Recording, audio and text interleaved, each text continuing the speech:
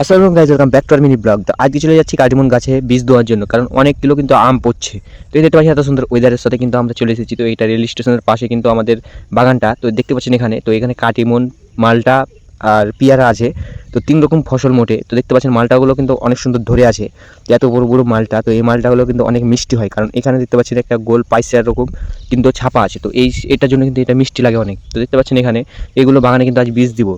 তো মাশাআল্লাহ বাগানটার কন্ডিশনটা অনেক সুন্দর আছে। তো দেখতে পাচ্ছেন মেশিনটা কিন্তু আমরা বেঁধে নিলাম ভিতরে প্রবেশ করার জন্য। তো ভিতরে নিয়ে চলে এসেছি, তো গর্ততে পানি নাই। তো এখানে দেখতে পাচ্ছেন পানিগুলো ভর্তি করবো। তো কি পরিমাণ আম পড়ে আছে, তো দেখতে পাচ্ছেন এখানে এই আমের জন্য কিন্তু আজকে বীজ দেওয়া, কারণ আম পড়ে গেলে তো আর ব্যবসা করা যাবে না, ওই জন্য কিন্তু এগুলো বীজ দেওয়া। তো দেখতে পাচ্ছেন প্রতিটা গাছে কিন্তু মাশাআল্লাহ অনেক সুন্দর আম ধরেছে। আর এগুলো হলো বাড়িফোর আম, অনেকে হিমসাগর বলে, আর আমরুপালিও আছে। তো আমাদের দিকে এগুলো এখনও কিন্তু অ্যাভেলেবল আছে। তো দেখতে পাচ্ছেন এখানে পাইপ টিপ ফেলে দিলাম গর্ত পানি প্রবেশ করার জন্য। তো এখানে দেখতে পাচ্ছেন এই গাছগুলোতে কিন্তু আজকে বীজ দেবো। তো মাথালা অনেক সুন্দর, যেমন আম আছে তেমন মুকুলও ধরে আছে অনেক। তো এখানে দেখতে পাচ্ছেন প্রতিটা গাছে কিন্তু এরকমভাবে মুকুল ধরে আছে। তো এই মুকুলগুলোতে কিন্তু অল্প করে স্প্রে করতে হবে, যাতে মুকুলগুলো না ঝরে। তো এখানে দেখতে পাচ্ছেন কাটিমন আমগুলোতে কিন্তু ভালো করে ধুয়ে দিতে হবে, কারণ এই আমগুলো যদি না ধোয় তাহলে কিন্তু পড়ে যাবে। তো এখানে দেখতে পাচ্ছেন এক গাছে প্রায় 10টা মতন আম। তো প্রাণী দিতে সব কিছু করতে কিন্তু আমাদের এখন প্রায় 12টা সাড়ে 12টা বেজে গেছে। তো এখন কিছু খাওয়া দাওয়া করার জন্য পানিগুলো ধরে নিলাম।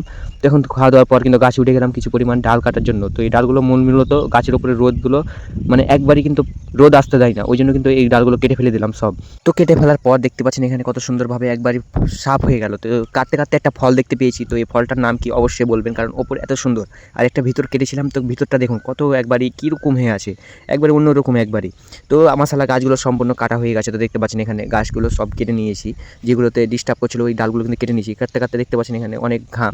তো এগুলো আমাদের দেশি খেজুর। তো দেখতে পাচ্ছেন এখানে খেজুরগুলো। তো আশা করি তোমাদের ব্লগটা ভালো লেগেছে। ভালো লাগলে চ্যানেলটা ফলো এবং ভিডিওটা শেয়ার করে দিবে। দেখা হবে পরের ব্লগে।